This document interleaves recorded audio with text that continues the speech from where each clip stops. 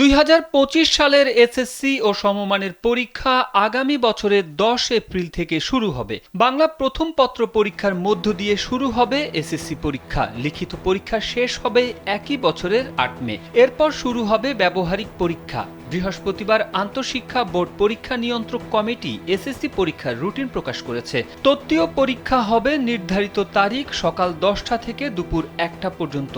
10 মে থেকে 18 মে পর্যন্ত ব্যবহারিক পরীক্ষা অনুষ্ঠিত হবে। পরীক্ষার্থীরা কেন্দ্রের সাধারণ সায়েন্টিফিক ক্যালকুলেটর ব্যবহার করতে পারবেন। কেন্দ্র সচিব ছাড়া পরীক্ষা কেন্দ্রে অন্য কেউ মোবাইল ব্যবহার করতে পারবেন না। এর আগে 2025 সালের এসএসসি ও সমমান পরীক্ষার ফর্ম পূরণের সময় আগামী 14 ডিসেম্বর পর্যন্ত বাড়ানো হয়েছে।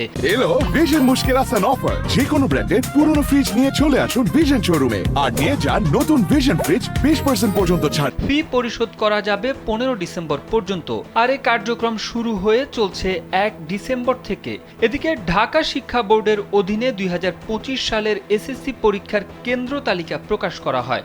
বুধবার ঢাকা মাধ্যমিক ও উচ্চ মাধ্যমিক শিক্ষা বোর্ডে ওয়েবসাইটে কেন্দ্র ও কেন্দ্রওয়ারি শিক্ষা প্রতিষ্ঠানের তালিকা প্রকাশ করা হয়।